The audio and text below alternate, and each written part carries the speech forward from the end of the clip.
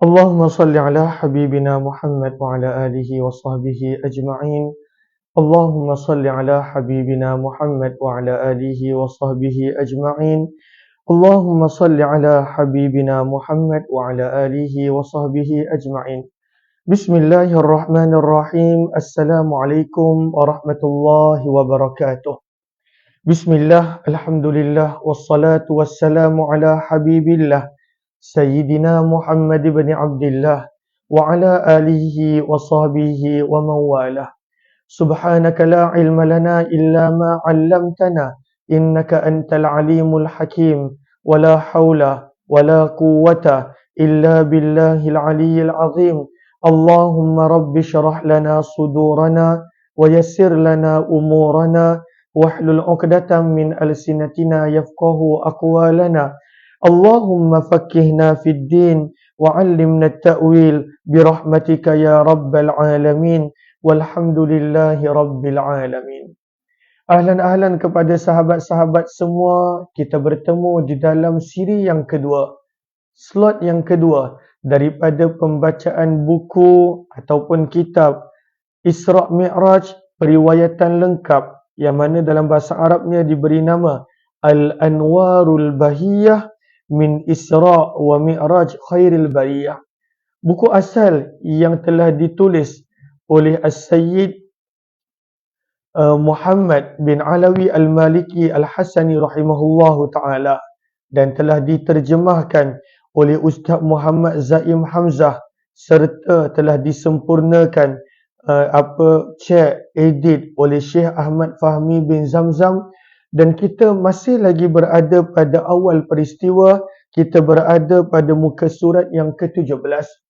Ahlan kepada semua yang baru join, ahlan Dapur Safi Sabariyah, kemudian Syah Syafiah binti Abdullah, Edi Stanza, Melvin Syamalim, Fatin Nabila, Wan Harun Hamid, Faridah, serta ahlan kepada semua. Begitu juga di ruangan Facebook, ahlan Wan serta Aminah, Amiyati Amiruddin, Roslina Talib, Haifa Najwa, serta sahabat-sahabat yang lain. Ahlan kepada semua. Maka pada siri yang pertama semalam kita telah membaca dalil daripada Al-Quran yang menceritakan tentang Isra', perjalanan di bumi, dan Mi'raj, perjalanan di langit. Ianya adalah dua peristiwa yang berbeza. Isra' berlaku daripada Masjidil Haram hinggalah baginda tiba di Masjidil Aqsa. Dan Mi'raj adalah perjalanan daripada Masjidil Aqsa melewati pelbagai lapisan peristiwa ajaib yang ada, yang Allah Subhanahu wa taala sendiri sebut pada ayat yang ke-18 daripada suratul Najm. Firman Allah, "Idz ra'a min ayati rabbihil kubra", sehingga laqad ra'a min ayati rabbihil kubra, sehinggalah baginda Nabi sallallahu alaihi wasallam bertemu dengan Allah. Dan semalam kita telah baca gabungan daripada beberapa riwayat yang mana Nabi SAW dalam perjalanan daripada Masjidil Haram untuk tiba ke Masjidil Aqsa, Nabi telah berhenti di beberapa tempat persinggahan, 4 tempat. Di Taibah, Madinah, di tempat di mana Nabi Musa pernah berada ketika kali pertama tiba di Madian, di Tursina, tempat bermunajatnya Nabi Musa, dan juga di Baitul Laham, tempat kelahiran Nabi Musa alaihi salatu wassalam. Dan sepanjang peristiwa, sepanjang perjalanan daripada Masjidil Haram ke Masjid Al-Aqsa, maka semalam kita telah mulakan tajuk ini, bagaimana ada 11 peristiwa dipertontonkan, ditunjukkan, diperlihatkan kepada Nabi sallallahu alaihi wasallam, yang mana peristiwa yang pertama, ganjaran kelebihan orang yang berjuang berjihad pada jalan Allah. Kemudian peristiwa yang kedua, tentang tukang sikat puteri Fir'aun yang dikenali dalam bahasa Arab sebagai Masyitah. Bagaimana Nabi SAW diperlihatkan tentang peristiwa tersebut. Dan yang ketiga adalah peristiwa tentang orang-orang yang tidak salat, bagaimana azab yang bakal menimpa mereka. Yang keempat, azab bagi orang yang tidak menunaikan zakat. Dan yang kelima, azab bagi orang yang berzina. Moga Allah pelihara kita daripada dosa-dosa yang menjadikan Allah murka kepada kita. Lalu ahlan-ahlan kepada sahabat-sahabat yang baru join, mohon jasa baik untuk bantu share, bantu untuk kongsi, bantu untuk sebar luas. Saya minta maaf kita buat live pada waktu rehat sebenarnya ataupun waktu bekerja. Namun insya-Allah kalaulah ada yang terlepas, nanti boleh tengok di YouTube Umar Aziz. Kita akan letakkan video di situ. Maka kata penulis buku, yang mana semalam kita telah kongsikan riwayat-riwayat ini banyak diambil daripada At-Tabrani, Al-Bazzar, daripada Abu Hurairah. Maka peristiwa yang keenam, Nabi SAW diperlihatkan dengan orang-orang yang suka menghalang manusia daripada Allah. Maka diletakkan tajuk peristiwa yang keenam, para penghalang perjalanan dakwah. ثم أتى على خشبة على الطريق لا يمر بها ثوب ولا شيء إلا خرقته فقال ما هذا يا جبريل قال هذا مثل أقوام من أمتك يقعدون على الطريق فيقطعونه وتلا ولا تقعدوا بكل صراط توعدون وتصدون عن سبيل الله. Maka Nabi SAW telah melewati satu kawasan di mana terdapat sebatang kayu yang menghalang jalan. Apa sahaja pakaian dan barang lain yang melintasi di hadapan kayu tersebut, maka pastilah akan dirosakkan oleh kayu tersebut. Maka baginda Nabi SAW bertanya, apakah perumpamaan ini wahai Jibril? Dekat sini kita belajar bahawa pentingnya untuk bertanya perkara-perkara yang bermanfaat. Adapun teguran yang Allah Subhanahu Wa Taala berikan di dalam surah Al-Maidah, di mana dalam surah Al-Maidah Allah Subhanahu Wa Taala tegur, la tasalu an asya'a in tubdalakum tasukum. Janganlah kamu bertanya perkara yang jika dijelaskan kepada kamu nescaya kamu tidak suka. Sebenarnya ayat itu adalah teguran kepada orang yang suka bertanya soalan yang tidak perlu. Sebab itu Nabi SAW pernah marah dan juga dalam keadaan marah, Nabi SAW apabila banyak ditanya soalan-soalan yang tidak perlu. Maka kita ada baca dalam hadis riwayat Muslim dan juga Bukhari di mana Nabi SAW sampai pernah ketika mana asyik ditanya soalan yang tidak perlu, Nabi SAW suruh para sahabat untuk tanya apa yang mereka nak. Maka bangun seorang sahabat bertanya, wahai Rasulullah, siapa ayahku? Maka Nabi beritahu siapa ayah dia. Lalu Umar bin Khattab perasan yang sebenarnya Nabi SAW dalam keadaan tidak selesa, dalam keadaan marah. Maka Umar bin Khattab memohon maaf kepada Nabi SAW. Maka bertanya soalan adalah satu sifat yang mulia. Namun bertanya soalan yang tidak perlu adalah satu sifat yang tercela, yang diberi teguran oleh Allah dan Rasul dalam Al-Quran dan juga dalam hadis. Kadang-kala soalan tersebut kita bertanya bukan kerana kita nak jawapan, tetapi kita nak jawapan yang bersesuaian dengan kehendak nafsu kita. Lalu kita tanya orang A, B, C, bukan kerana kita nak mendengar pendapat yang benar ataupun jawapan yang benar. Ada juga kadang-kala orang bertanya soalan dengan tujuan untuk menguji. Ada juga orang bertanya soalan dengan tujuan untuk mencari kesalahan dan kekurangan. Maka ianya adalah perkara-perkara yang tidak disukai oleh Allah dan Rasul SAW. Tapi sebagaimana Nabi sentiasa bertanya, apa ini wahai Jibril? Apa ini wahai Jibril? Maka ianya adalah salah satu proses di dalam belajar. Di dalam belajar, prosesnya adalah seorang murid perlu tanya apabila dia tidak faham sesuatu. Sebab bukan semua guru dapat mengetahui tahap ataupun mengenali tahap seseorang murid. Maka Jibril berkata, ini adalah satu contoh pekerjaan hina satu kumpulan daripada kalangan umatmu yang memiliki kuasa memerintah di tangan mereka, namun suka menghalang-halang orang ramai daripada mengikuti kebenaran dan memahami fakta yang benar. Maka Jibril membaca ayat yang ke-86 daripada suratul A'raf di mana Allah berfirman, wala taq'udu bikulli siratin tu'iduna wa tasudduna an sabilillah. Janganlah kamu semua duduk-duduk di setiap jalan laluan orang ramai, yang mana pekerjaan kamu itu hanyalah menakut-nakutkan orang dan menghalang-halang mereka daripada mengikuti jalan agama Allah yang benar. Maka pengajaran yang kita dapat daripada ini adalah sentiasa akan adanya golongan yang menghalang manusia daripada kita pulang menuju kepada Allah, daripada kita mendekatkan diri kepada Allah. Lalu semalam saya dah sebut, kebanyakan bila kita baca Isra' dan Mi'raj, kita punya point adalah bagaimana kita pun sebenarnya nak pulang kepada Allah. Maka sebab itu kita pun, kalaulah kita nak pulang kepada Allah, kadangkala kita bukan menjadi penghalang, tetapi kita akan banyak bertemu penghalang-penghalang yang menjadikan kita terhalang daripada mendekatkan diri kepada Allah.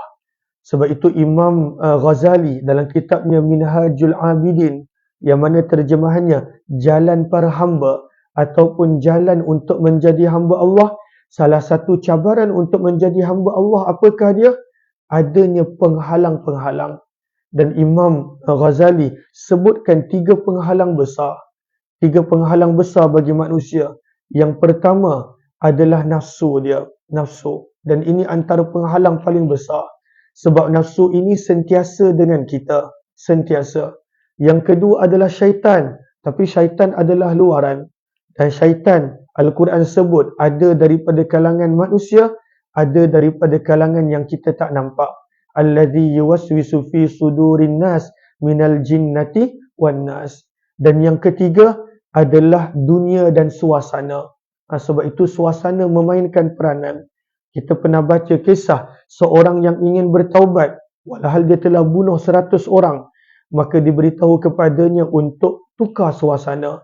Maka suasana yang tak elok boleh menjadi penghalang manusia daripada mendekatkan diri kepada Allah. Kata penulis buku, peristiwa yang ketujuh. Maka peristiwa yang ketujuh diperlihatkan kepada Nabi dahsyatnya azab para pemakan riba. Wa ra'a rajulan yasbahu fi nahrin min dam yulqamul hijarah faqala ma hadha ya Jibril qala hadha mithlu akilir riba. Baginda Nabi SAW dalam perjalanan Nabi menuju ke Baitul Maqdis telah diperlihatkan kepada Nabi. 11 peristiwa ni bukanlah Nabi nampak tepi jalan macam tu benda-benda tu berlaku, tidak. Dipertontonkan, diperlihatkan, ditunjukkan gambaran, diangkat hijab dan diperlihatkan kepada Nabi SAW. Maka Nabi melihat ada seorang lelaki yang berenang di dalam sungai darah. Mulutnya dilempari dengan batu sehingga berdarah mulut dan mukanya. Maka baginda bertanya, apakah gerangan yang diumpamakan dengan perihal orang ini wahai Jibril? Jibril berkata, inilah perbandingan siksaan bagi orang yang suka memakan riba. Dan ini adalah antara ujian pada zaman kita. Antara ujian pada zaman kita adalah manusia susah untuk menjauhkan diri daripada riba. Susah. Maka kita lihat pada banyak benda, sistem yang telah dibina, sistem yang telah dibuat semenjak jatuhnya Uthmaniyah 100 tahun yang lalu. Segala sistem adalah nak menjadikan manusia perlu dan hendaklah melibatkan diri dengan riba. Maka ini adalah ujian akhir zaman. Maka sebab itu beruntung orang yang masih istiqamah dan mengelakkan dirinya daripada riba. Kadang-kala manusia itu dia ingat dia terlepas daripada riba, tetapi ada sahaja yang berkaitan dengan riba di sekeliling dia. Maka ini adalah antara azab bagi peristiwa yang ketujuh.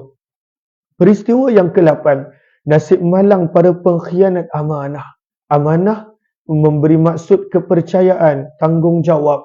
Maka antara sifat-sifat orang munafik adalah mereka tidak menunaikan amanah, tanggungjawab yang diberi. Maka Nabi SAW telah diperlihatkan, thumma ata ala rajulin qad jama'a huzmata hatabin la yastati'u hamlaha wa huwa yazidu 'alayha. Faqala ma hadha ya Jibril? Qala hadha ar-rajul min ummatika takunu 'indahu amanatun nas la yaqdiru 'ala adaiha wa yuridu an yatahammala 'alayha. Maka peristiwa yang ke-8 ini Nabi SAW telah diperlihatkan ada seorang lelaki yang sedang mengumpul satu ikatan berkas, maksudnya satu ikatan kayu api, dan dia tidak mampu untuk mengangkat dan membawa kayu api itu. Dia tak mampu, kayu api itu ada satu ikatan, dia tak mampu nak bawa. Tapi apa dia pergi buat? Dia pergi tambah lagi kayu api pada bebanan tadi. Contohnya ada 10 kayu api yang dia perlu angkat. Dia tak boleh angkat pun. Tapi dia minta, bawa lagi kayu api. Tambah lagi 10.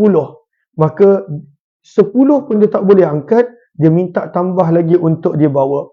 Maka Nabi tidak faham perumpamaan ini. Maka Nabi bertanya, wahai Jibril, apakah ini? Jibril berkata, inilah manusia daripada umatmu yang menjadi pemimpin ataupun orang yang memegang amanah, sama ada amanah rakyat ataupun apa-apa amanah, dia diberikan tanggungjawab. Namun pada waktu itu dia tidak mampu menunaikan tanggungjawab memikul amanah yang sedia ada, tetapi dia tetap meminta jawatan yang lain. Dan ini pun satu penyakit sebenarnya. Satu penyakit. Ramai orang kerja yang sedia ada dia tak mampu buat. Dia tak mampu buat. Dia dah banyak dah tugasan. Dia tak mampu buat. Tetapi dia sibuk mengejar pangkat yang lain. Jawatan yang lain. Yang kadang-kala lebih kepada nama. Lebih kepada nama. Lebih kepada title. Lebih kepada gelaran. Semoga Allah pelihara saya dan kita daripada bersifat seperti ini, yang mana dalam riwayat ini memberi pengajaran kepada kita setiap jawatan amanah sebenarnya adalah bebanan. Adalah bebanan. Ianya bukanlah satu kegembiraan, bebanan, tanggungjawab. Dan Allah akan tanya. Sebab itu diberikan dengan contoh mudah yang boleh difahami oleh para sahabat ketika itu. Seperti orang yang memikul kayu api.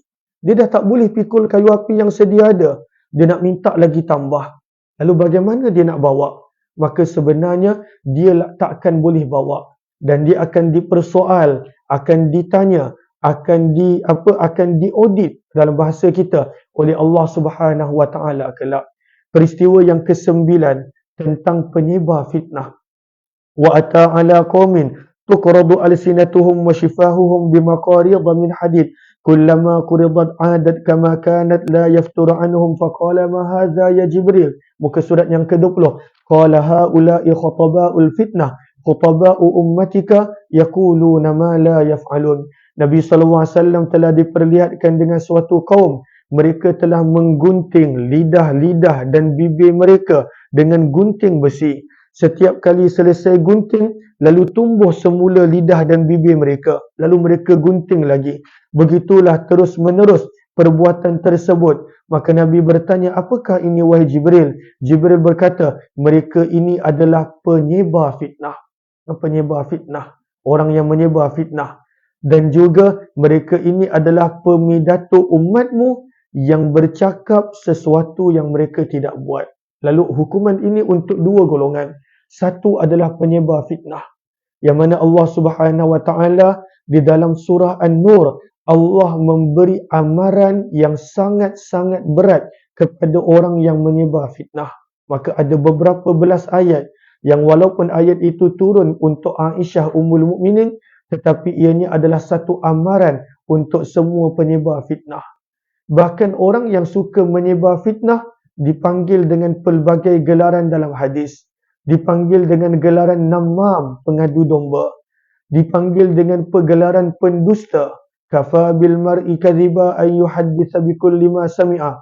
Cukuplah seseorang itu layak dipanggil pembohong apabila dia suka bercerita, berkongsi apa jua yang dia dengar. Dan banyak lagi gelaran-gelaran hina yang Allah berikan kepada penyebar fitnah. Dan ini juga sebenarnya pengajaran bagi orang yang mana bercakap dan dia tidak melakukannya. Moga Allah pelihara saya dan setiap daripada kita daripada tidak tergolong di kalangan orang yang mana bercakap namun tidak melaksanakannya. Peristiwa yang ke-10 dalam riwayat ini adalah berkenaan tentang azab bagi pengumpat dan pencela. Dia beza. Umpat dan juga penyebar fitnah lain. Mengumpat adalah benda yang betul, tetapi benda itu adalah kekurangan, aib yang patut kita sembunyikan, tetapi kita sebarkan. Itu adalah mengumpat. Sementara fitnah dalam bahasa Arab ianya dipanggil buhtan.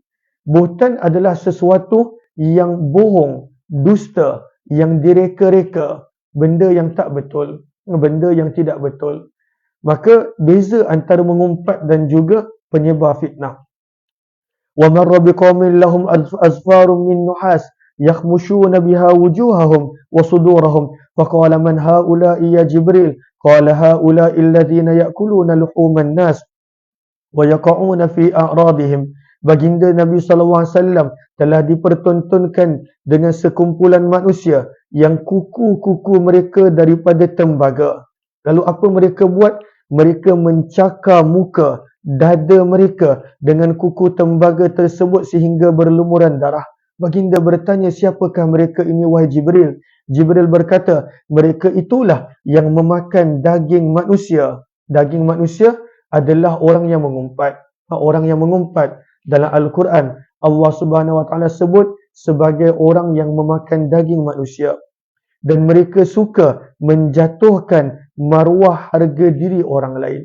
Dan ini sebenarnya adalah realiti apabila kita bercakap tentang orang lain.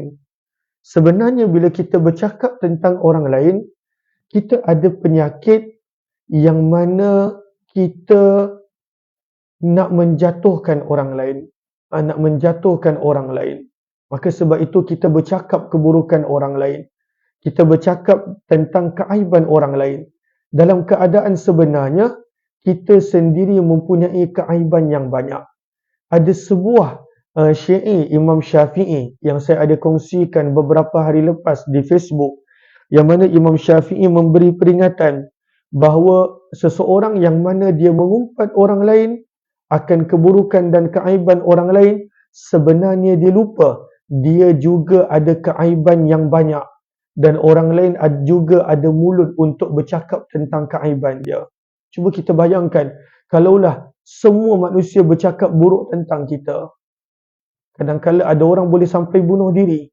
Kalaulah Allah buka semua aib dia. Lalu siapa kita nak bercakap buruk tentang aib orang lain? Lalu orang yang suka mengumpat, bercakap buruk tentang aib orang lain, sebenarnya dia ada penyakit. Dia tak normal. Sebab dia sendiri ada aib, dia sendiri ada kurang. Kenapa dia tidak sibuk memperbaiki kekurangan dia berbanding daripada membuka aib dan keburukan orang lain? Maka sebab itu, apakah siksaan dia? Dia sendiri akan mencakar muka dan badan dia. Dia sendiri mencacatkan muka dan badan dia. Kenapa? Sebab dekat dunia dia sibuk pergi menceritakan kecacatan dan keburukan orang lain yang Allah Subhanahu Wa Taala telah sembunyikan. Moga Allah pelihara perkara ini. Dan peristiwa yang ke-11 adalah golongan yang sombong, bercakap besar dan angkuh. Muka surat yang ke-21. Wa ata ala juhrin saghirin yakhruj minhu surun azim faja'ala ath-thawru yuridu an yarji'a min haythu kharaja fala yastati. Faqala ma hadha ya Jibril? Qala hadha ar-rajulu min ummatika yatakallamu bil kalimatil azimah thumma yandamu 'alayha fala yastati'u an yaruddaha. Nabi SAW telah diperlihatkan dengan ada sebuah lubang kecil. Lubang tu kecil je. Daripada lubang itu keluarlah seekor lembu jantan yang besar. Lembu itu berusaha untuk masuk kembali ke lubang yang kecil tadi, namun tidak mampu berbuat demikian. Maka Nabi pun pelik, apakah maksud tontonan perumpamaan ini? Maka Nabi bertanya, apakah maksud ini wahai Jibril? Jibril berkata, inilah seorang lelaki daripada umatmu yang suka bercakap besar perkara yang tak berfaedah untuk dirinya dan orang lain, namun dia menyesal akan percakapannya tetapi terlambat untuk menarik balik perkataan dia. Perkataan yang keluar je, cepat sikit. Okay. Perkataan yang keluar sahaja daripada mulut, maka ianya telah dicatat. Yang mana bila keluar je daripada mulut, daripada anggota tubuh badan, maka akan dicatat. Masalahnya adalah, kalaulah ianya ada kaitan dengan makhluk, dengan manusia lain, maka dia tak selesai dengan taubat begitu sahaja. dia perlu untuk minta maaf ataupun minta halal daripada makhluk tersebut. Tapi kalaulah ianya antara kita dengan Allah semata-mata, maka dengan bertaubat, maka akan dimaafkan. Sebab itu dalam kitab Imam Ghazali Minhajul Abidin, dosa yang paling susah nak bertaubat adalah dosa sesama makhluk. Kenapa? Sebab manusia ini ada kesombongan yang cukup banyak untuk dia minta maaf dengan makhluk yang lain. Dia ada ego, ada sombong dia, ada takabur dia untuk dia minta maaf dengan makhluk yang lain. Sebab itu dosa yang paling besar. Dosa yang menjadi masalah di hari akhirat bukannya dosa antara manusia dengan Allah. Itu Allah ampunkan dengan taubat, dengan penyesalan. Tetapi dosa sesama makhluk yang sebenarnya adalah yang akan menjadi penyebab manusia tertangguh kemasukannya ke syurga. Maka sebab itu kita nampak azab-azab tadi adalah banyak berkaitan dengan manusia. Maka dalam sebenarnya kisah-kisah yang kita baca ini, kata para ulama, kisah-kisah ini sebenarnya telah diolah oleh pengarang dalam bentuk penceritaan, namun ianya mempunyai persamaan dengan apa yang warid dalam riwayat Al-Baihaqi. Imam Al-Baihaqi ada sebutkan dalam Ad-Dalail Al-Haythami dalam kitabnya Az-Zawaid, As-Suyuti dalam kitabnya Al-Khasais, begitu juga Al-Asbahani dalam kitabnya At-Targhib, dan Ibnu Kathir dan At-Tabari dalam tafsir mereka. Lalu 11 peristiwa yang kita baca tadi ada dalam rujukan yang disebutkan tadi, sama ada Az-Zawaid oleh Al-Haythami ataupun Al-Khasais oleh As-Suyuti, ataupun tafsir Ibnu Kathir dan Tabari, ataupun At-Targhib oleh Imam Al-Asbahani, dan juga Ad-Dalail oleh Imam Al-Baihaqi. Kemudian kata penulis buku, maka dalam periwayatan Imam Ash-Shami, sebab buku ni dia gabungan daripada 3 kitab, maka Imam Ash-Shami, maka dia ada penambahan yang mana kita baca terjemahan dia, yang mana tajuknya adalah syurga berbicara, begitu juga neraka berbicara. Maka dalam perjalanan Nabi SAW menuju ke Baitul Maqdis, Nabi diperlihatkan juga selain daripada 11 peristiwa tadi dengan gambaran syurga dan neraka, dipertontonkan, diperlihatkan kepada Nabi SAW. Dan telah datang baginda Nabi SAW ke suatu lembah, baginda mendapati bau yang wangi lagi lembut serta bau wangi kasturi. Baginda mendengar suara bergemuruh, maka baginda bertanya, wahai Jibril, suara apakah ini? Jibril berkata, ini adalah suara syurga yang berkata, duhai Tuhanku, berikanlah daku apa yang engkau janjikan kepadaku. Sungguh sangat banyak kamar-kamarku, kain suteraku, pakaian suteraku, dan juga selendang suteraku, mutiara intanku, perak emasku. Sungguh sangat banyak gelas-gelas pinggan-pingganku, kendi-kendi dan kenderaanku. Sungguh sangat banyak maduku, air minumanku, susu segar dan arakku. Secara ringkasnya, syurga minta kepada Allah agar Allah penuhkan syurga dengan janji yang Allah berikan daripada manusia. Maka Allah Subhanahu wa taala berfirman, engkau aku sediakan untuk orang Islam, lelaki dan perempuan, beriman lelaki dan perempuan, dan juga orang-orang yang beriman kepadaku dan Rasulku, orang yang beramal salih dan tidak menyekutukanku dan tidak menjadikan sekutu-sekutu selainku. Barang siapa yang takut kepadaku, maka dialah orang yang beriman. Maka daripada sini kita belajar bahawa pentingnya untuk mempunyai ketakutan kepada Allah. Ketakutan, kata para ulama, ada 2. Ketakutan yang berkaitan dengan Allah. Ada sebahagian orang, dia mempunyai ketakutan Allah tetapi datangnya daripada syaitan. Apakah ketakutan Allah yang datang daripada syaitan? Itu kita biasa nampak, iaitu ketakutan yang menjadikan manusia itu lari daripada Allah. Ada orang yang kita ajak, jomlah kita pergi masjid. Aku rasa takutlah, aku ni banyak dosa. Takut nanti kena azab ke apa dekat dalam masjid. Ada orang begitu. Ada orang yang selalunya bila kita ajak pergi umrah haji, jomlah kau ni dah mampu, memang banyak duit, kemampuan dah cukup, jomlah pergi umrah haji, masih sihat, masih banyak duit ni. Aku takutlah nak pergi haji, nanti tak nampak Kaabah, nanti tak nampak Baitullah. maka ketakutan macam tu tak bagus. Ianya adalah ketakutan kepada Allah, tetapi ketakutan yang menjadikan manusia jauh daripada Allah, itu ketakutan yang sebenarnya daripada syaitan. Ketakutan yang Allah puji di dalam Al-Quran, Allah puji contohnya di dalam surah Ar-Rahman, waliman khafa maqama rabbih jannatan, orang yang takut kepada Allah akan dapat 2 syurga. Begitu juga apa yang Allah sebut pada surah An-Nazi'at berkenaan tentang orang yang takut kepada Allah, maka itu adalah ketakutan yang menjadikan manusia dekat dengan Allah. Ya Allah, aku takut kepadamu, lagi tambahkan amalan, lagi banyak amalan. Maka itu adalah ketakutan yang dimaksudkan di sini. Ketakutan yang menjadikan manusia itu dekat kepada Allah Subhanahu wa taala. Maka sebab itu disebut, barang siapa yang takut kepadaku, kepada Allah, maka dialah orang yang beriman. Sesiapa yang memohon kepadaku, nescaya aku berikan kepadanya. Sesiapa yang memberikan hutang, yakni infak keranaku, nescaya aku membalaskan kepadanya. Dan sesiapa yang bertawakal kepadaku, pasti aku akan mencukupkannya. Tawakal. Tawakal ni kita nak sebut sikit.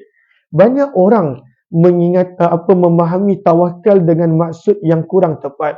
Ada orang memahami tawakal dengan maksud tak payah buat apa-apa.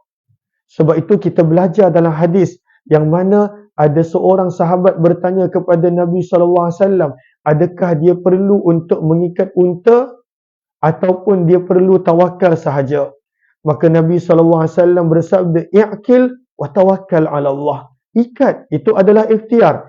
Barulah berserah kepada Allah Subhanahu wa taala.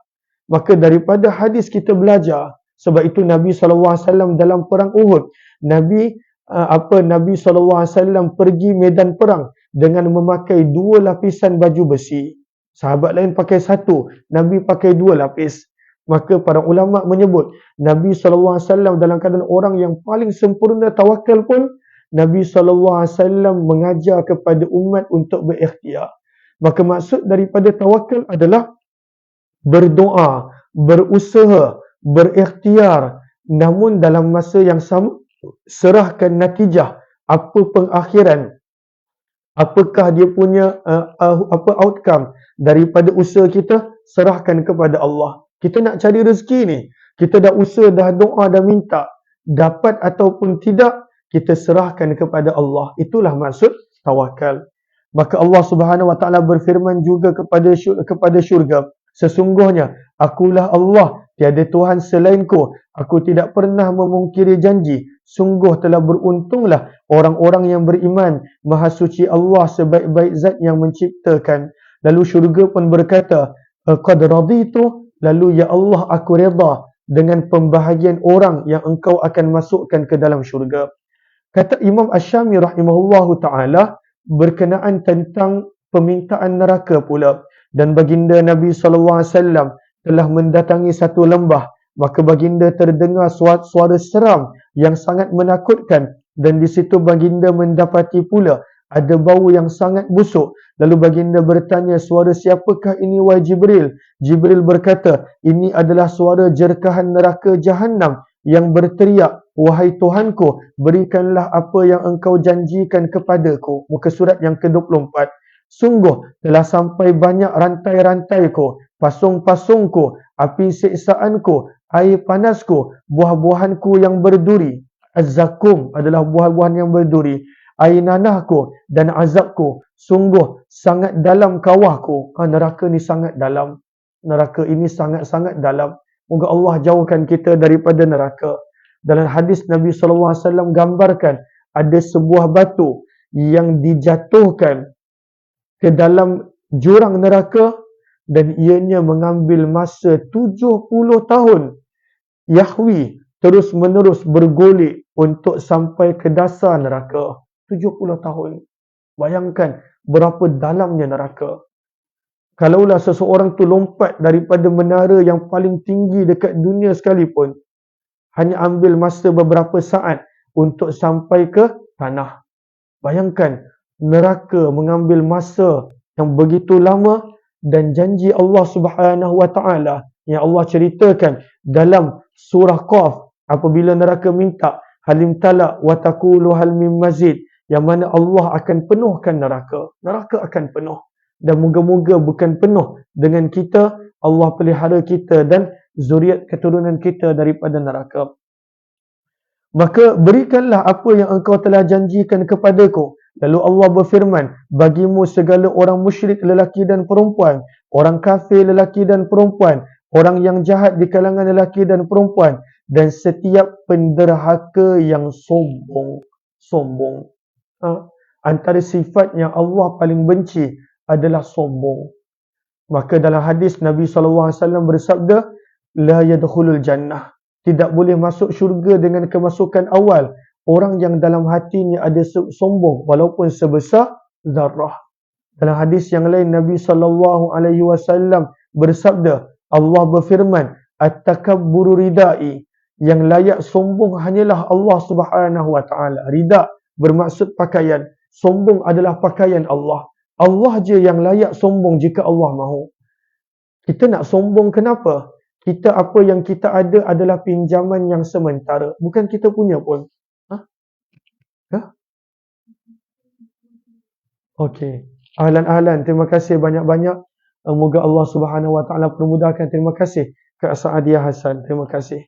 Maka sebab itu, tidak sepatutnya untuk manusia sombong. Itu adalah antara sifat yang tak elok. Sifat yang perlu untuk dibuang daripada hati kita. Allahumma salli ala Sayyidina Muhammad. Dan tidak percaya dengan hari hisab di hari akhirat. Dalam Al-Quran Allah Subhanahu Wa Taala sebut antara sebab manusia terhalang daripada nampak kebenaran adalah antaranya sifat sombong. Dalam surah Al-A'raf Allah Subhanahu Wa Taala berfirman, apa ayatnya? Allazina yatakabbaruna fil ardi bighairil haqq. Yang mana orang-orang yang sombong di atas muka bumi Allah tanpa sebab yang kukuh. Wa in yarau kulla ayah la yu'minu biha. Orang yang sombong ini kalaulah diperlihatkan semua bukti-bukti sekalipun, dia tak akan beriman. Wa in yarau sabila rusydi la yattakhiduhu sabila. Orang yang sombong ini kalaulah dia diperlihatkan segala jalan petunjuk, dia tidak akan ambil. Zalika bi annahum kazzabu bi ayatina wa kanu anha ghafilin. Maka sebenarnya orang-orang yang sombong ini dia mempunyai penyakit lalai, hati yang lalai, dia mempunyai penyakit hati. Maka sebab itu disebutkan di sini antara penghuni neraka adalah sombong. Nabi SAW juga dalam penambahan riwayat Asy-Syami ini diperlihatkan dengan Dajjal.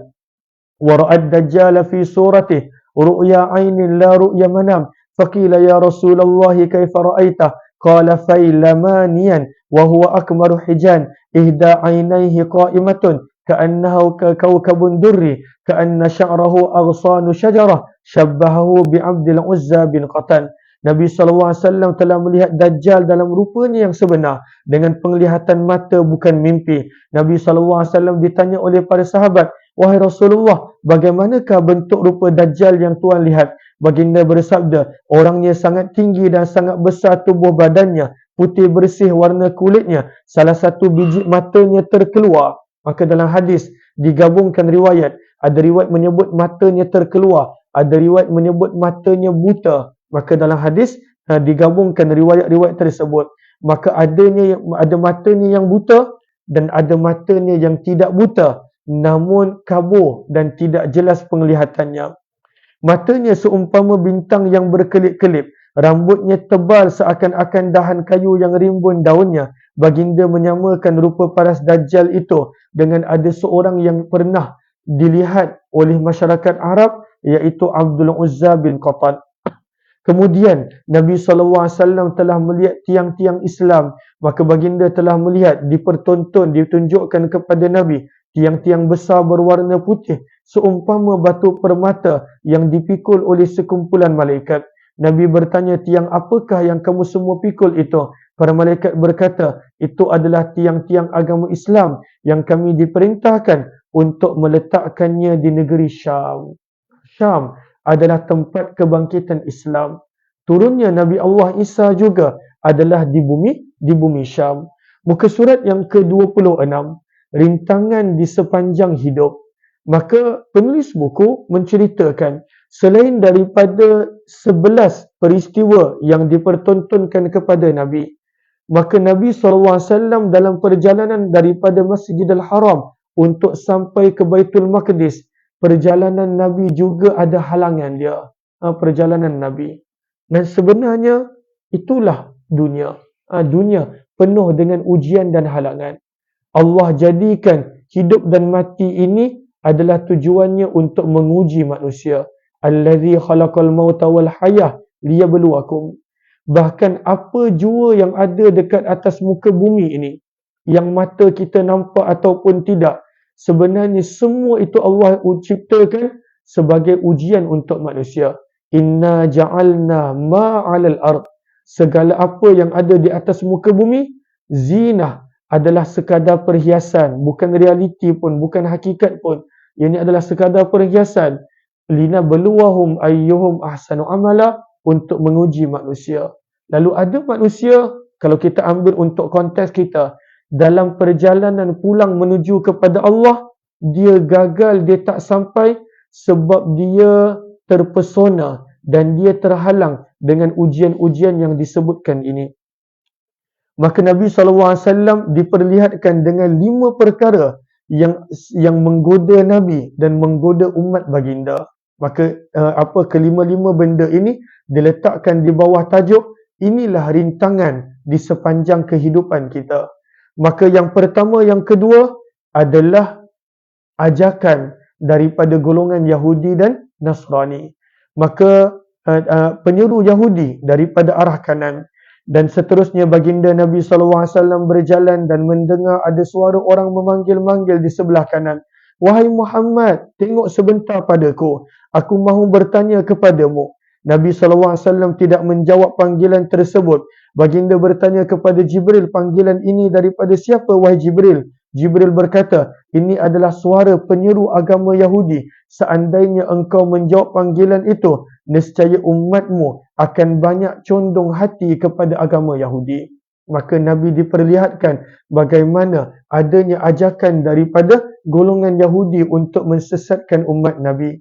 Kemudian penghalang yang kedua adalah adanya penyeru Nasrani daripada arah kiri. Dan dalam masa baginda berjalan, tiba-tiba baginda dipanggil oleh suatu suara daripada arah kiri.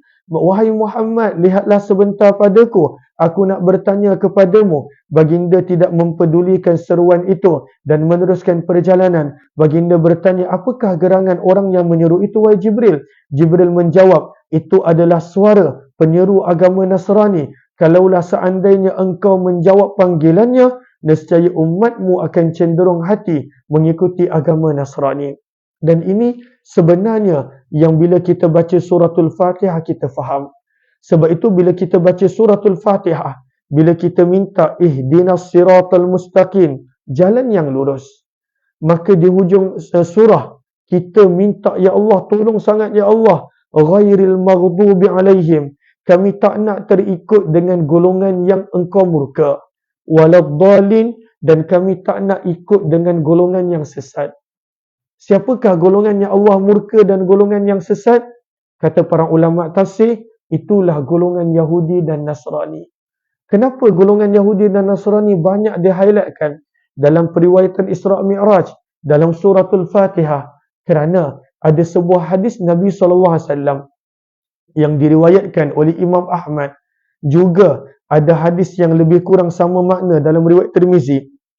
Nabi SAW bersabda, la tattabi'anna, pasti dan pasti kamu akan mengikuti sunana man kana qablakum, cara hidup orang-orang sebelum kamu. Sabda Nabi kepada para sahabat dan kita umat baginda, pasti dan pasti kamu, iaitu umat Nabi SAW, akan mengikuti cara hidup umat yang terdahulu. Umat Nabi ni itu ujian dia. Dalam riwayat Musnad Ahmad, maka Nabi SAW bersabda, sehingga kalaulah pada umat yang terdahulu ada di antara mereka yang berzina dengan ibunya, amalan yang terkutuk, yang terkeji. Tapi kalaulah amalan itu pernah dibuat oleh umat yang terdahulu, nescaya amalan itu juga, al-a'yadzubillah, moga Allah pelihara dan jauhkan, akan ada pada umat ini. Maka para sahabat bertanya, kalau dalam sebahagian riwayat yang lain, Nabi SAW memberikan perumpamaan, kalaulah mereka masuk ke dalam lubang bab pun, maka akan ada daripada kalangan umat Nabi yang ikut. Dalam sebahagian riwayat yang lain, Nabi berikan perumpamaan, akan ada umat Nabi yang mengikuti mereka, shibran bi shibrin, sejengkal demi sejengkal. Maka itu adalah kerisauan Nabi. Umat Nabi mengikuti umat yang terdahulu. Sebab itu semua amalan-amalan buruk umat yang terdahulu, umat ini ikut. Umat ini ikut.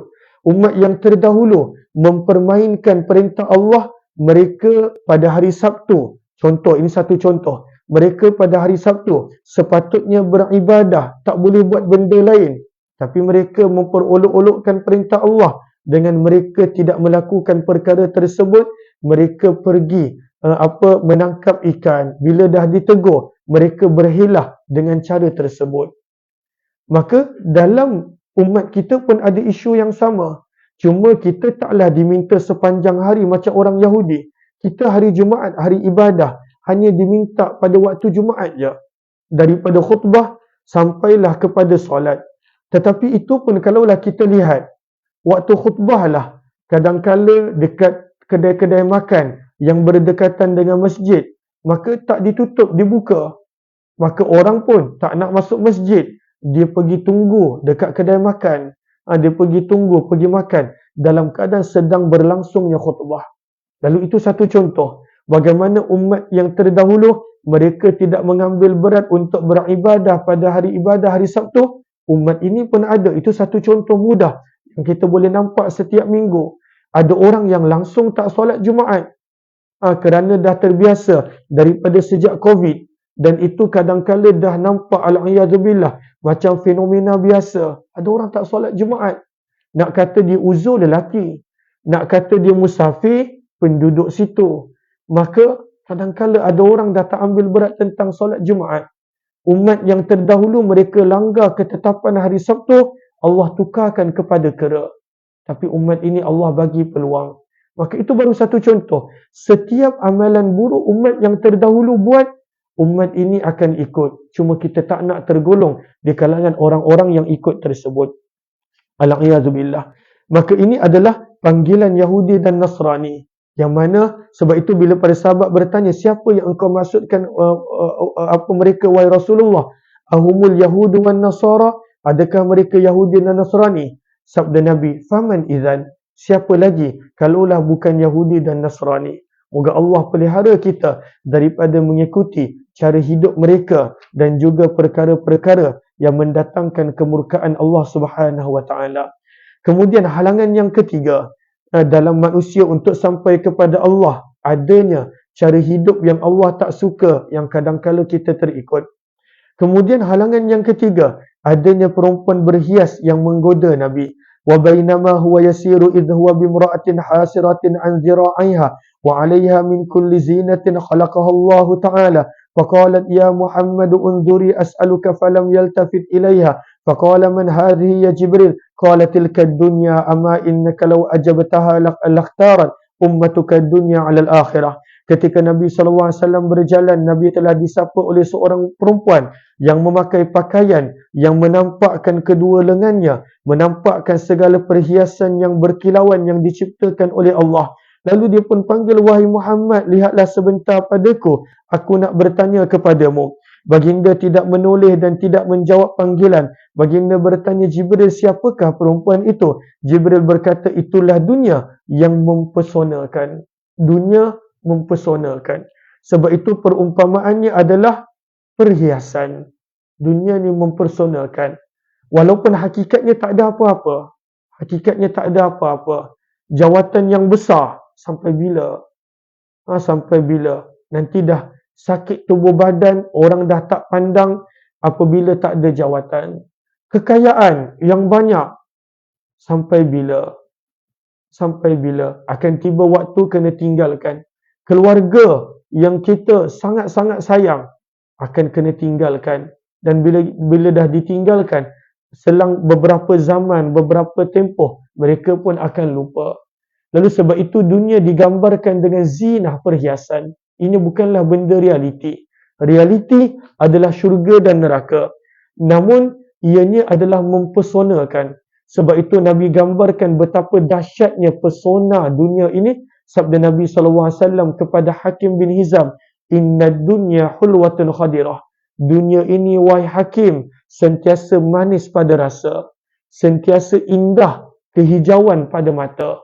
Dia indah pada mata, indah pada rasa. Itulah dunia yang mana manusia, kalaulah Allah bagi, gunakan sebaik-baiknya. Tetapi janganlah sampai menggunakan cara yang haram untuk mendapatkannya. Allahumma salli ala Muhammad wa ala alihi washabihi ajma'in.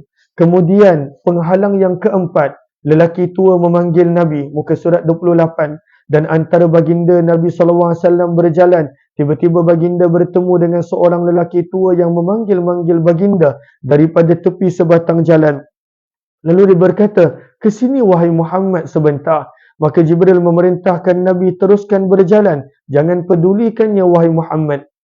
Baginda bertanya, "Siapakah lelaki tua ini wahai Jibril?" Jibril berkata, "Inilah musuh Allah Iblis yang terkutuk. Ia ingin untuk mempengaruhimu agar condong hatimu kepadanya."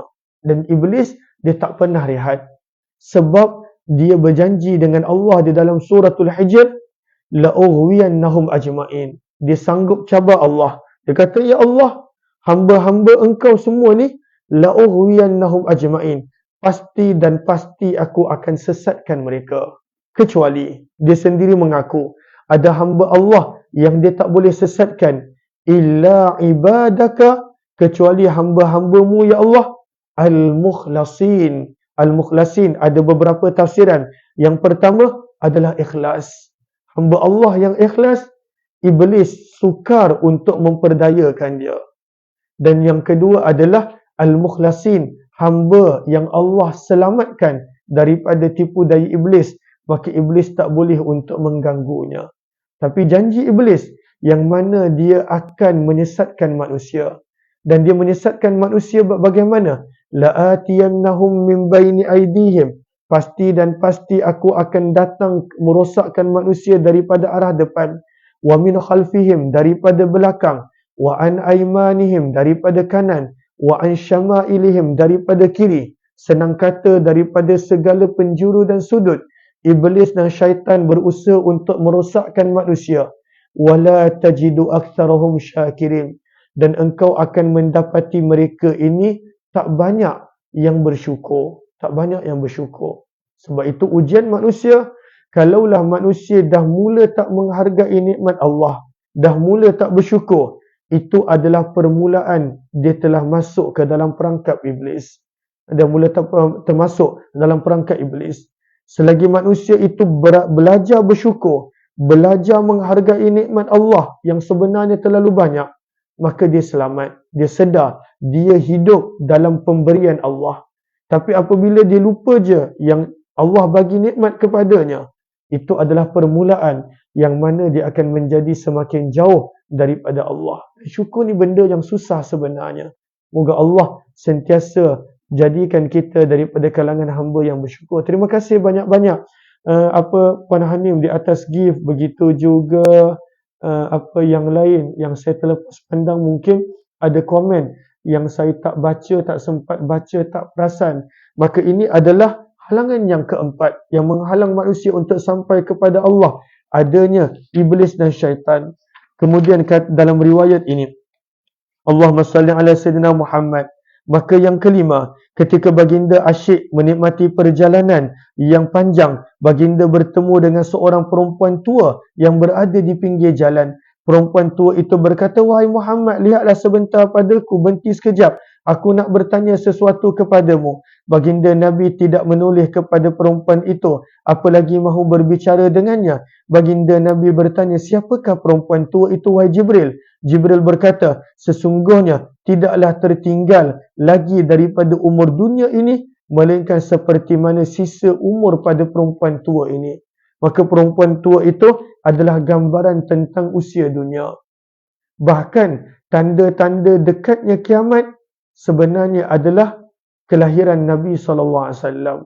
Sebab Nabi SAW lahir sebagai penutup para Rasul, itu sendiri dah menunjukkan betapa kiamat itu dekat. betapa kiamat itu dekat. Maka ini adalah penghalang-penghalang yang menghalang manusia daripada sampai kepada Allah Subhanahu Wa Taala. Cuma di sini penulis membawakan tambahan riwayat Imam Asy-Syami rahimahullahu taala, yang mana kita akan baca terjemahannya. Muka surat yang ke-30, dalam masa baginda Nabi SAW berjalan. Cuma riwayat ini adalah riwayat yang sebenarnya tidaklah begitu kuat, riwayat yang lemah. Namun kita baca sebagai ibrah dan pengajaran. Muka surat yang ke-30, dalam masa baginda berjalan, baginda bertemu dengan makhluk daripada makhluk ciptaan Allah. Lalu baginda berkata, Assalamualaikum, wahai orang yang akhir. Assalamualaikum, wahai orang yang menghalau umat di mahsyar kelak. Maka Jibril pun berkata kepada Nabi, jawablah salam mereka itu. Lalu baginda pun membalas salam mereka. Kemudian baginda bertemu kali yang kedua. Lalu mereka pun mengucap salam seperti salam yang sebelum itu. Kemudian mereka bertemu lagi Nabi pada kali yang ketiga. Dan mereka bagi salam. Apakah salam yang mereka berikan kepada Nabi? Assalamualaikum ya akhir. Wahai salam kepada Nabi yang paling akhir. Assalamualaikum ya hasyir. Wahai pemberi salam kepada orang yang disebabkannya manusia akan dikumpulkan pada hari kiamat. Maka Allahumma salli ala Sayyidina Muhammad. Maka baginda bertanya, siapakah mereka yang bagi salam berkali-kali ini wahai Jibril? Jibril berkata, mereka ini adalah Ibrahim, Nabi Musa dan Isa. Baginda telah melalui tempat Nabi Musa. Beliau sedang solat di dalam kuburnya di samping timbunan batu berwarna merah. Kasibul Ahmar. Kasibul Ahmar. Apakah maksud timbunan batu berwarna merah? Maka ini nak menunjukkan keberadaan kubur Nabi Musa alaihi salatu wassalam. Maka dalam hadis ini Nabi memberi gambaran kubur Nabi Allah Musa alaihi salatu wassalam terletak indal kathibil ahmar, terletak di timbunan gunung bukit yang kelihatan warna merah. Daripada cahaya, daripada pantulan dan sebagainya. Sebab itu kalaulah zaman kita masyarakat percaya bahawa tempat tersebut adalah Jericho. Jericho. Sebelum tu nama dia bukan Jericho, tapi zaman kita dah dinamakan sebagai Jericho, yang merupakan tempat di mana terletaknya kubur Nabi Allah Musa. Yang mana taklah boleh dikata dengan pasti, tetapi tempat Nabi Musa dikebumikan adalah tempat di mana terletaknya timbunan batu-batu merah ataupun bukit merah. Allahumma salli ala Muhammad. Tinggi tubuh badan Nabi Musa, lurus rambutnya, putih kelabu kulitnya, seakan-akan beliau daripada kalangan orang-orang Syanu'ah di Yaman. Syanu'ah adalah sejenis kabilah pada zaman Nabi daripada kalangan penduduk Yaman. Dengan lantang Musa berkata, engkau telah memuliakannya, engkau telah melebihkannya. Lalu baginda memberi salam kepada Nabi Musa. Nabi Musa pun menjawab salam baginda. Nabi Musa berkata, siapakah ini yang bersamamu wahai Jibril? Jibril berkata, inilah Muhammad. Lalu Nabi Musa alaihi salatu wassalam berkata kepada Nabi sallallahu alaihi wasallam, Allahumma salli ala Sayyidina Muhammad. Sebentar. Maka Nabi Musa berkata, marhaban bin nabiyil arabi alladhi nasali ummatih wa da'alahu bil barakah. Maka Nabi Musa berkata, ahlan, selamat datang bagi Nabi berbangsa Arab yang sentiasa menasihati umatnya. Dan Nabi Musa pun mendoakan keberkatan untuk baginda Nabi SAW. Cuma daripada poin ini, antara kita belajar adalah bahawa bagus untuk kita sentiasa mendoakan keberkatan bagi orang. Nabi SAW kerap dibawa dengan bayi-bayi yang masih kecil. Dan kalau kita baca dalam riwayat, apa yang Nabi buat? Wada'alahu bil barakah. Nabi mendoakan keberkatan. Perkataannya adalah berkah. Berkah. Berkah ini diterjemahkan dengan kasratul khair.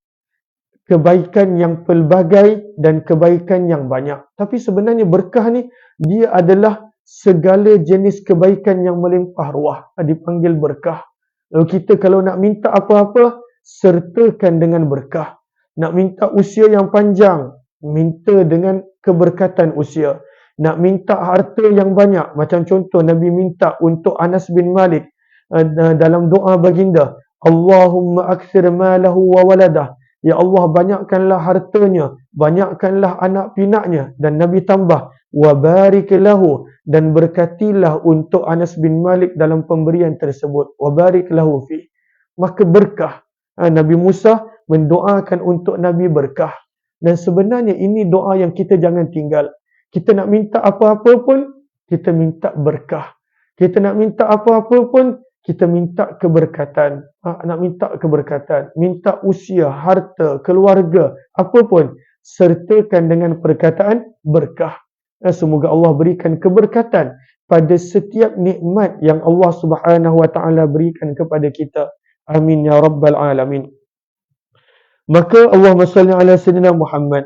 Lalu Nabi Musa berkata, pintalah kemudahan buat umatmu. Kemudian Nabi serta Jibril meninggalkan Nabi Musa. Maka Nabi SAW tak kenal Nabi Musa. Nabi berkata, wahai Jibril, siapakah orang itu tadi? Jibril berkata, itu adalah Musa bin Imran. Baginda bertanya lagi, dengan siapa dia bercakap tadi? Jibril berkata, dia berbicara dengan Tuhannya. Baginda berkata, beliau melantangkan suara di hadapan Tuhan. Jibril berkata, sesungguhnya Allah sudah mengenal perwatakan Musa, yang begitulah cara beliau berbicara. Walaupun riwayat-riwayat ini adalah lemah sanadnya, namun kita kongsikan di sini. Kemudian muka surat 31, baginda Nabi SAW menjumpai sebatang pohon yang tinggi berbuah besar. Ini semua adalah diperlihatkan sebelum Nabi sampai ke Baitul Maqdis. Di bawah pohon itu ada seorang lelaki tua bersama keluarganya. Baginda Nabi melihat lampu-lampu yang terang benderang cahayanya. Baginda bertanya, siapa lelaki ini, wahai Jibril? Jibril berkata, itulah ayahmu Ibrahim. Dan Nabi Ibrahim adalah bapa segala Nabi. Dikenali sebagai gelaran Abul Anbiya, bapa segala Nabi. Kerana kebanyakan Rasul yang lahir selepas daripada Nabi Ibrahim adalah daripada zuriat Nabi Ibrahim. Bani Israel daripada Yaqub. Yaqub adalah cucu kepada Nabi Ibrahim. Nabi SAW, Nabi berbangsa Arab daripada Ismail.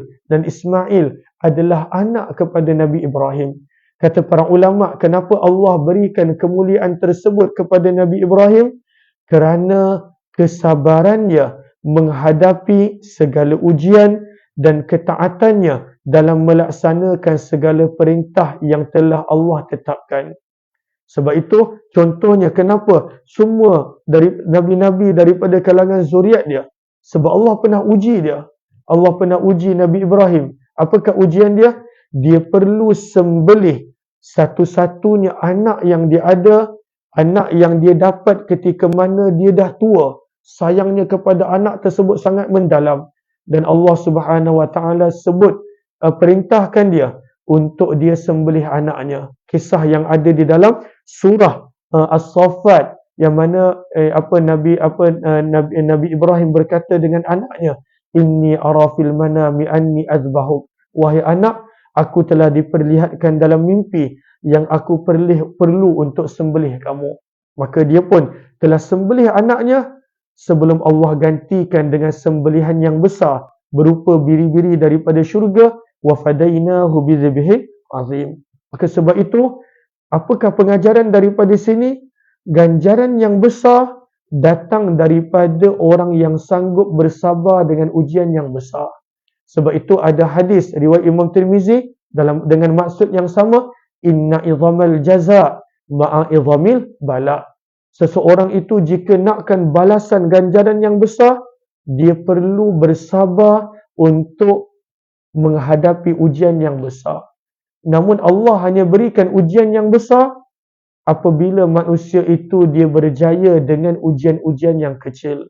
Kalaulah ujian yang kecil pun dia gagal, bagaimana nak datang kepadanya ujian yang besar?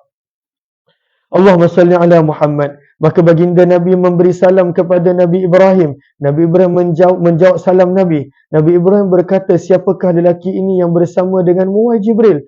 Jibril berkata, baginda adalah anak andamu Ahmad.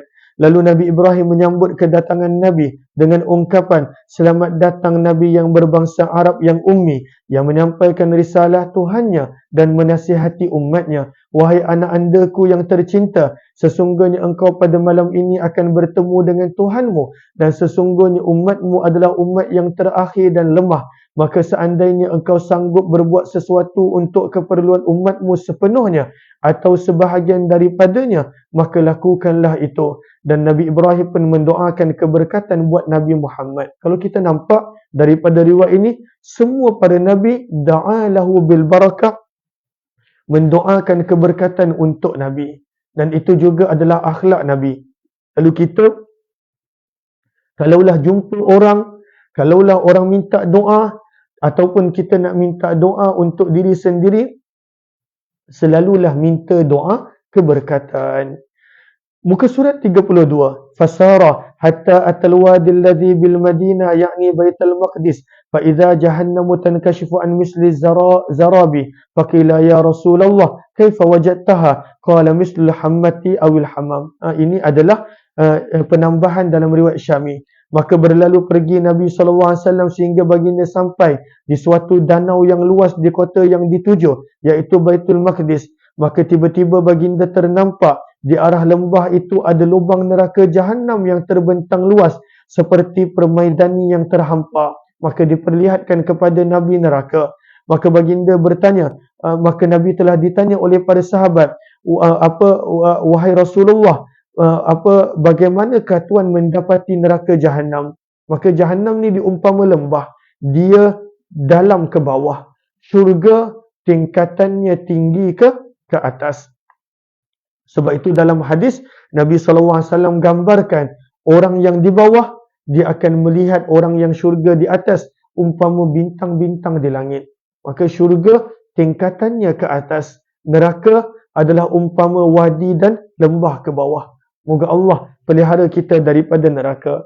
Baginda menjawab, keadaan neraka seperti bara api yang sangat panas. Maka tibalah Nabi SAW di Baitul Maqdis, yang mana merupakan kota suci ketiga umat Islam dan pernah menjadi kiblat umat Islam. Moga Allah sentiasa memelihara Baitul Maqdis dan juga bumi sekitarnya, Palestin dan bumi sekitarnya. Ianya adalah bumi yang Al-Quran sebut allazi barakna haulah, bumi yang penuh dengan keberkatan. Moga Allah kurniakan kemenangan kepada umat Islam. Amin amin ya rabbal alamin. Kemudian Nabi muka surat 33. Wasara hatta ata madinata Baitul Maqdis wa dakhalaha min babiha al-yamani thumma nazala 'anil buraki wa rabatahu bi babil masjid bil halaqati allati kanat tarbutuhu biha al-anbiya'u 'alaihimus salatu wassalam. Wa fi riwayah anna Jibril ata as-sakhrata fa wada'a usba'ahu fiha fa kharaqaha wa shadda biha al-burak. Sebentar. Allahumma salli ala Muhammad. Ahlan-ahlan kepada sahabat-sahabat yang baru join, kalaulah rasa bermanfaat, bantu untuk share, bantu untuk kongsi, bantu untuk sebar luas, mudah-mudahan lebih ramai yang beroleh manfaat. Maka kata penulis buku, maka kisah yang kita sedang baca ni tentang Nabi menambat Burak.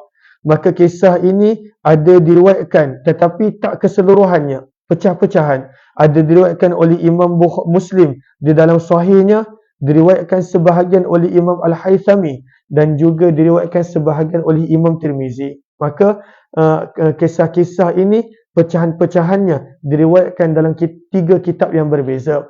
Maka Nabi SAW tiba di Baitul Maqdis setelah perjalanan yang panjang.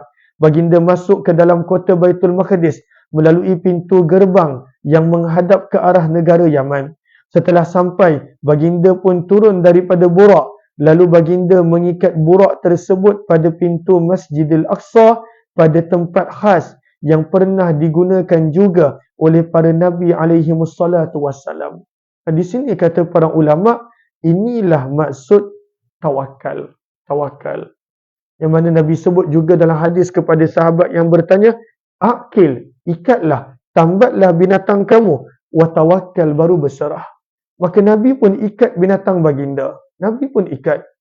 Ikhtiar. Maka ringkasan daripada ini adalah ikhtiar dan kemudian barulah bertawakal, barulah berserah kepada Allah. Maka tak betul kalaulah seseorang tu dia tak nak ikhtiar. Tak apalah, apa yang Allah bagi saya terima. Kalaulah begitu cara pemahaman, kalaulah pada zaman Umar bin Khattab dah dipukul. Umar bin Khattab pukul orang-orang yang mana ada pemahaman begini. Yang tak nak berusaha, yang tak nak berikhtiar, dan dia menjual nama Allah Subhanahu Wa Taala untuk kemalasannya. Dia yang malas. Dia yang malas. Tetapi sepatutnya seseorang itu dia perlu berikhtiar dan perlu berusaha dan barulah berserah kepada Allah Subhanahu Wa Taala. Maka Nabi SAW tambat binatang baginda di tempat tersebut.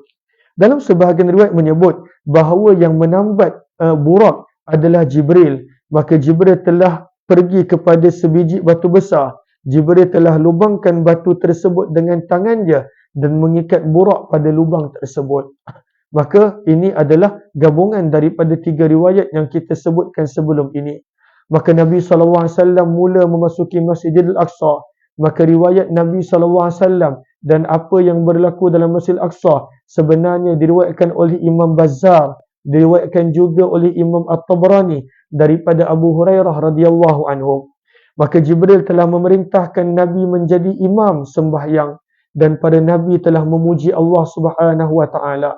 Maka baginda Nabi SAW masuk ke dalam Masjidil Aqsa mengikuti pintu sebelah timur, arah terbitnya matahari dan timbulnya bulan. Baginda dan Jibril telah menunaikan salat, masing-masing melakukan 2 rakaat. Tidak berapa lama setelah itu, berkumpullah ramai orang bersama mereka. Baginda Nabi mengenali yang hadir itu adalah para Nabi yang terdahulu. Mereka melaksanakan salat, ada yang berdiri, ada yang rukuk dan ada yang sujud. Kemudian mengumandangkan azan oleh muazzin dan diiqamahkan pula setelahnya untuk salat. Maka para Nabi berdiri membuat beberapa saf sambil menunggu seseorang yang akan mengimamkan salat. Maka Jibril memegang tangan baginda maju ke hadapan untuk Nabi menjadi imam. Maka baginda pun menjadi imam untuk salat sebanyak 2 rakaat. Maka daripada sini menjadi isyarah dan petanda bahawa Nabi SAW adalah ketua para Nabi. Walaupun yang paling akhir, tetapi adalah ketua para Nabi. Semulia-mulia insan.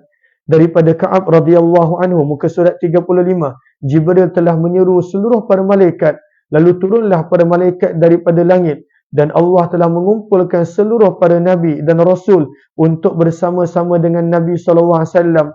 Maka baginda Nabi SAW menunaikan solat bersama para malaikat dan para Rasul. Lalu riwayat Ka'ab ini ada penambahan, malaikat pun turut solat bersama dengan Nabi SAW untuk memuliakan Nabi. Setelah selesai daripada solat, maka Jibril berkata, "Wahai Muhammad, tahukah kamu siapakah tadi orang yang solat di belakangmu?" Baginda berkata, "Tak tahu." Jibril berkata, "Mereka itu adalah para Nabi yang telah diutuskan oleh Allah Ta'ala." Kemudian adanya riwayat bagaimana para Nabi bagaimana para Nabi memuji Allah Subhanahu Wa Taala setelah selesai solat. Para Nabi memuji Allah.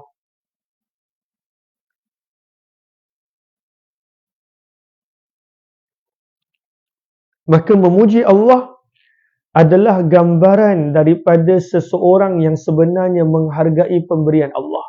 Macam kita lah. Kita, apabila kita puji seseorang, antara sebab kita puji manusia adalah kita rasa terhutang budi. Ataupun kerana kita dapat sesuatu daripada manusia tersebut, maka kita puji dia.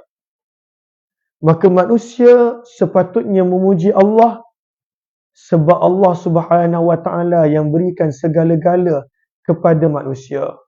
Maka sebab itu pujian adalah gambaran daripada hamba yang sedar untuk bersyukur, untuk menghargai nikmat Allah. Dan sebenarnya kita kalau nak kira nikmat tak habis. Tak habis. Kalaulah ada urat badan kita yang putus, lumpuh kita. Tapi tak lumpuh. Mulut yang boleh berbicara. Air yang tadi minum boleh ditelan. Mata yang boleh lihat. Walaupun macam saya, taklah sepenuhnya kabur pakai cermin mata. Gigi yang boleh mengunyah. Semuanya Allah bagi nikmat. Dalam tubuh badan kita je ada berapa juta nikmat. yang mana kita tak boleh nak bayar dengan wang ringgit ataupun apa-apa. Maka bila disebut tentang tajuk pujian, kata para ulama, maka sebagai isyarah kepada kita, para nabi sentiasa memuji Allah. Bahkan semua makhluk bertasbih memuji Allah. Firman Allah di dalam Al-Quran, wa in min syai'in illa yusabbihu bihamdih. Semua benda memuji Allah. Wa in min syai'in, semua benda puji Allah. Cuma walakin la tafqahuna tasbihahum. Kamu tidak memahami pujian mereka kepada Allah bagaimana. Semua makhluk puji Allah Subhanahu wa taala.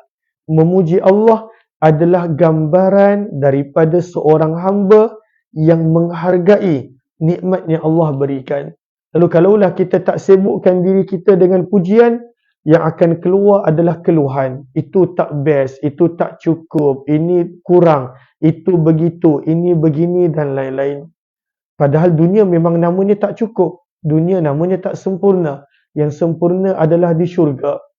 Maka sebab itu ayat yang pertama selepas Bismillah dalam Al-Fatihah pun adalah Alhamdulillah. Dan terlalu banyak permulaan surah yang dimulakan dengan Alhamdulillah. Mengajar manusia untuk belajar memuji Allah Subhanahu wa taala. Maka di sini diceritakan bagaimana para nabi memuji Allah. Wa fi hadis Abi Hurairah, ini adalah penambahan yang mana riwayat ini penulis terangkan ada dalam riwayat Mustadrak Hakim dan dikatakan sahih oleh Imam Al-Baihaqi. Falaqiya arwah al-anbiya'a fa asnau ala rabbihim faqala Ibrahim. Maka ini pujian Nabi Ibrahim. Saya tak baca terjemah. Cuba tengok, terputus ke dekat Facebook? Sebab ada call masuk tadi. Okey tak?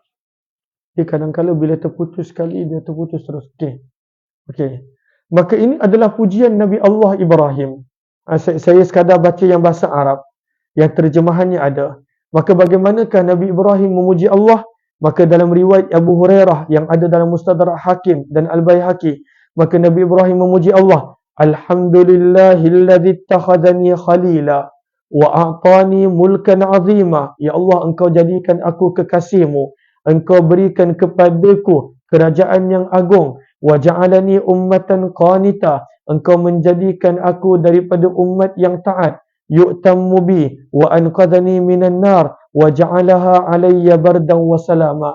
Engkau menjadikan api sejuk sejahtera kepadaku dan engkau menjadikan aku diikuti. Maka ini pujian Nabi Allah Ibrahim. Kemudian Nabi yang muka surat 36, Nabi Musa pula puji Allah. Nabi Musa berkata, Alhamdulillahilladzi kallamani taklima. Segala puji bagi Allah yang telah memberi aku peluang untuk berbicara dengan Tuhanku. Wa ja'ala halaka fir'auna wa najata bani Israil ala yadai. Dan menjadikan aku asbab hancurnya musuh agama Fir'aun dan juga memberi keselamatan kepada Bani Israel. Wa ja'ala min ummati qauman yahduna bil haqqi wa bihi ya'dilun. Dan Allah menjadikan sebahagian daripada umatku mereka yang beroleh petunjuk dengan kebenaran. Kemudian Nabi Daud pula memuji Allah dengan ucapan dia, Alhamdulillahilladzi ja'alani mulkan 'azima. Segala puji bagi Allah yang telah mengurniakan kerajaan kepadaku. Wa alana liyal hadid. Dan melembutkan besi kepadaku. Nabi Daud ni special dia. Dia bila pegang besi dia, dia macam pegang benda yang lembut. Macam pegang plastik. Macam pegang marshmallow, benda yang lembut. Maka dia kenapa kuat sangat?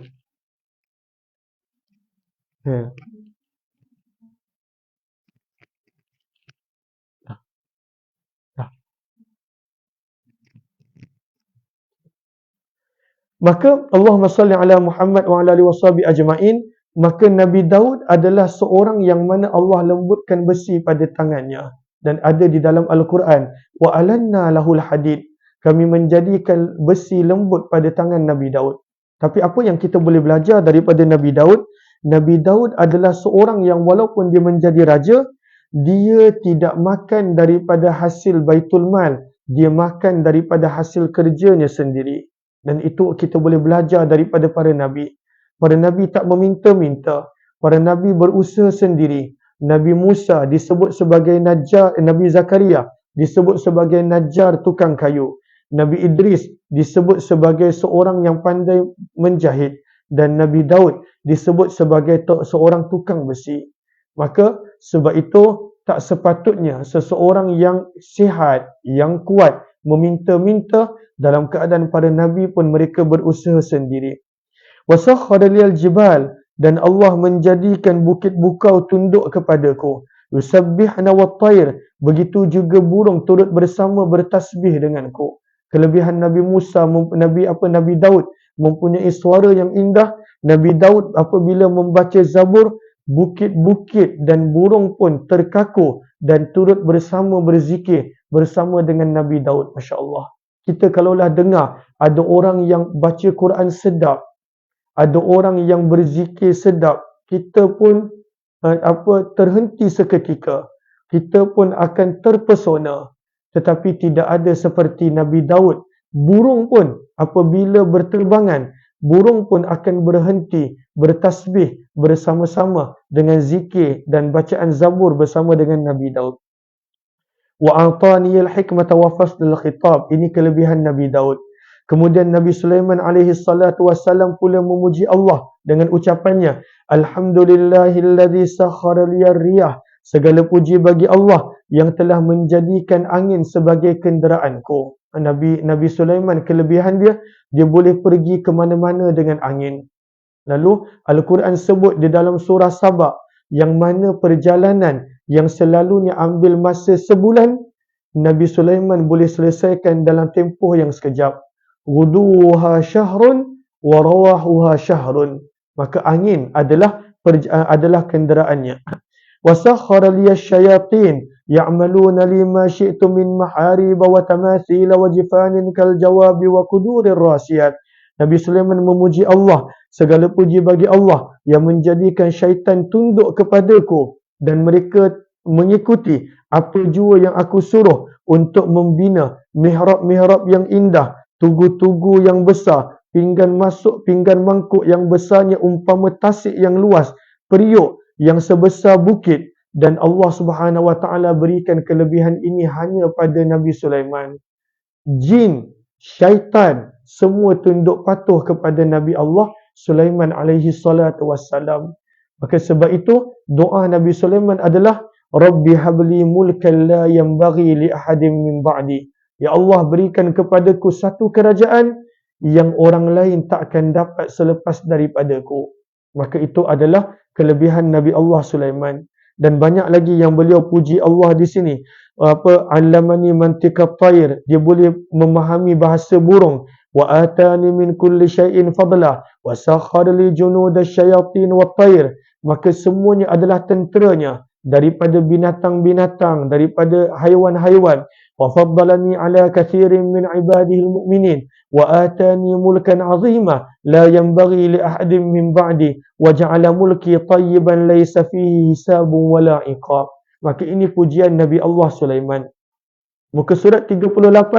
Maka dalam riwayat Mustadrak Hakim ini diceritakan selepas habis solat tadi, Nabi Isa pula memuji Allah Subhanahu wa taala. Maka Nabi Isa pun memuji Allah dengan ucapannya, Alhamdulillahilladzi ja'alani kalimatah wa ja'ala mathali mithla Adam. Segala puji bagi Allah menjadikanku seperti Nabi Adam. Khalaqahu min turab. Allah menjadikan Nabi Adam daripada tanah, lalu dengan firman-Nya kun, maka menjadilah Nabi Adam. Maka Nabi Isa pun sama. Nabi Isa lahir dalam keadaan tidak ada bapa. Tidak ada bapa. Bertentangan dengan asbab, luar daripada pemahaman. Tapi Allah menjadikan Nabi Isa tanpa adanya bapa. Wa 'allamanil kitaba wal hikmata wat taurata wal injil wa ja'alani ubri'ul akmah. Kata Nabi Isa memuji Allah. Segala puji bagi Allah yang telah menjadikan daku dapat menyembuhkan mata orang yang buta, dapat menyembuhkan orang yang sopak, bahkan dapat menghidupkan orang yang mati. Ini semua ada di dalam surah Al-Ma'idah pada penghujung. Wa uhyil mauta biiznillah. Orang yang mati pun Nabi Isa boleh hidupkan dengan izin Allah Subhanahu wa taala. wa rafa'ani wa taharani wa a'adzani wa ummi minasyaitanir rajim falam yakun lisyaitani alaina sabil. Dan kelebihan Nabi Isa adalah syaitan tidak boleh mengganggu ibunya Maryam dan juga Nabi Isa alaihi salatu wassalam. Maka tadi kita telah dengar pelbagai pujian pada Nabi alaihi salatu wassalam. Maka tibalah giliran Nabi kita Muhammad bin Abdullah sallallahu alaihi wasallam. Maka Nabi sallallahu alaihi wasallam pun telah berkata, kullukum asna ala rabbih, setiap daripada kamu telah memuji Allah, wa ana musnin ala rabbi, maka aku juga ingin untuk memuji Allah.